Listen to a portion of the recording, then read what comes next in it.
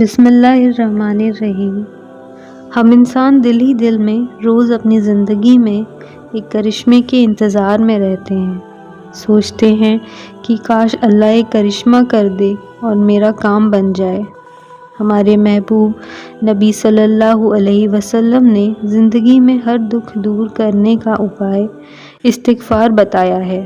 وہ کہتے ہیں کہ تم استغفار کرو، میرا اللہ اپنے غیب کے ان راستوں سے تمہیں نوازے گا جسے تمہیں کوئی امید نہیں تھی۔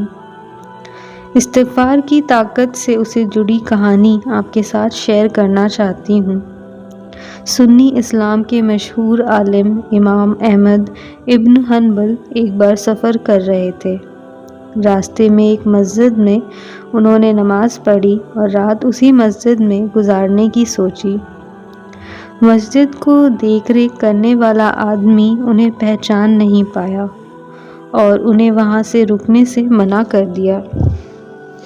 امام صاحب بہت ہی عاجز تھے، اس لیے انہوں نے بھی اپنی پہچان نہیں کرائی، ورنہ لوگوں کی بھیڑ لگ جاتی ان کی مہمان نوازی کے لیے۔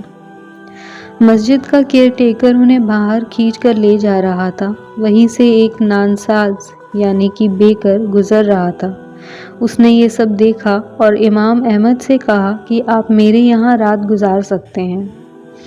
امام احمد اس بیکر کے ساتھ چلے گئے۔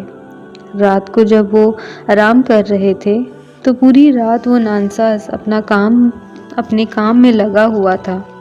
اس کی تندور کی بھٹی جل رہی تھی، وہ آٹا گوندتا، روٹیاں سیکتا، اس کے ہاتھ چلتے رہے پوری رات، اور ساتھ ہی اس کی زبان پوری رات اللہ کی ذکر اور استغفار میں مصروف تھی۔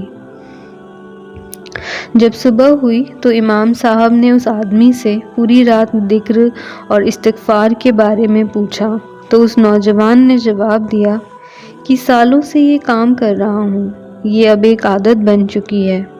امام نے پوچھا، اللہ نے اس کا کوئی اجر دیا تمہیں؟ بیکر نے جواب دیا، اللہ کی قسم آج تک ایک بھی ایسی دعا نہیں جو میرے رب نے قبول نہیں کی سوائے ایک کے۔ امام صاحب نے پوچھا، وہ کون سی دعا ہے؟ بیکر نے جواب دیا، امام احمد ابن حنبل سے ملنا چاہتا ہوں ایک بار۔ امام صاحب کی آنکھوں سے آنسو بہنے لگے۔